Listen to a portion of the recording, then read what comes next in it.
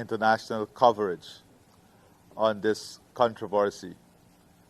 I want to assure you that the magnitude of coverage that this issue is receiving is as a direct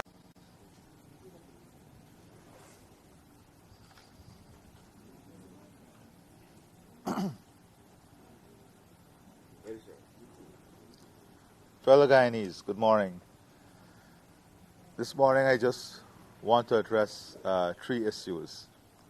Over the last number of hours, I've had many messages from many of you in relation to Venezuela, the utterances coming out of Venezuela, and the level of international coverage on this controversy.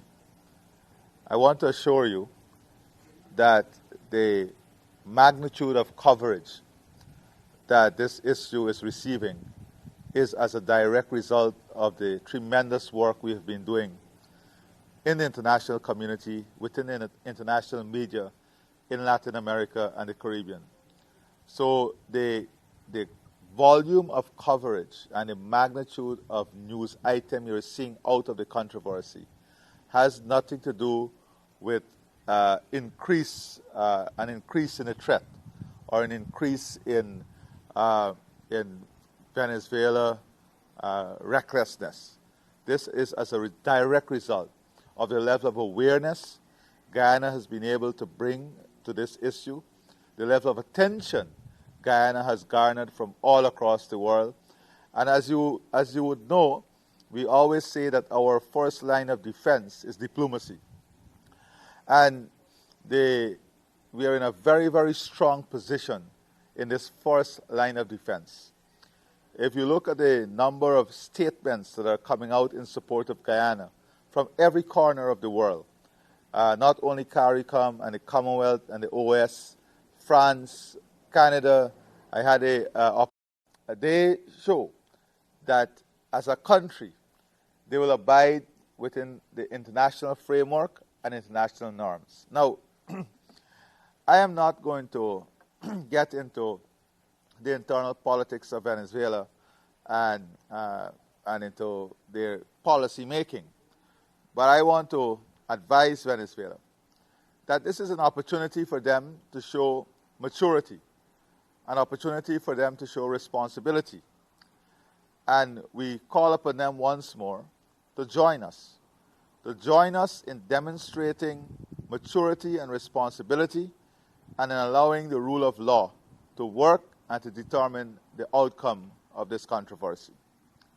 I want to say, too, that we must all remember, and I want to speak directly to the Venezuelan people, we are your neighbors, and we are taught to love our neighbors as we love ourselves. Long after this controversy, we will live together as neighbors. You have to determine within yourselves whether you want to be part of a system that runs afoul with international law, that runs afoul based on all the feedback internationally, based on the support we're getting internationally. I want to assure Guyanese that there is nothing to fear over the next number of hours, days, months ahead. Of course, our vigilance will be enhanced, but we are working around the clock to ensure that our borders remain intact and the people in our country remains safe. Now, I want to say that in every challenges brings out the best in people. And I'm very proud at the way we as Guyanese, every one of us, would have handled this challenge. The level of patriotism, the love and the unity and the togetherness is something that we must take forward from this challenge. It is something that must now become an inherent part of us, part of our natural response system as Guyanese. No doubt, the collective effort of us as a people, of our diplomats, our friends, has really allowed us to bring this matter to the fore internationally, now enveloped in such a way that the entire world is looking at this. The entire world is looking at the way in which Venezuela will behave. And Venezuela is under greater global scrutiny because we have made it very clear that we are going to abide by the ICJ orders, and we're going to respect those orders, and we're going to work in accordance with the ICJ. And that is where the case is. So this morning, I just wanted to spend some time, based on the number of calls I'm getting, to reassure Guyanese that the level of international coverage that this controversy is receiving at this point in time is a direct result of the work that we're doing internationally. In the last 48, so I continue to encourage Venezuela to participate in this process in the ICJ, to respect the orders of the ICJ. And finally, I want to commend our men and women in uniform for the work that they're doing, they continue to do, for the level of commitment and sacrifice. I've had the opportunity to speak to hundreds of them all across the country, and I can tell you their level of commitment, their level of sacrifice, their level of determination is unquestionable.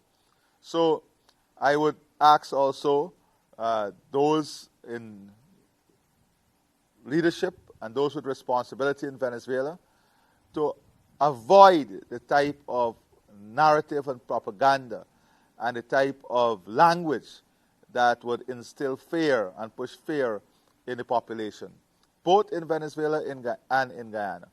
I assure the people of Venezuela that Guyana is your friend. I assure the people of Venezuela that Guyana is your neighbor. I assure the people of Venezuela of the love of every Guyanese. May God bless all of you. Thank you very much.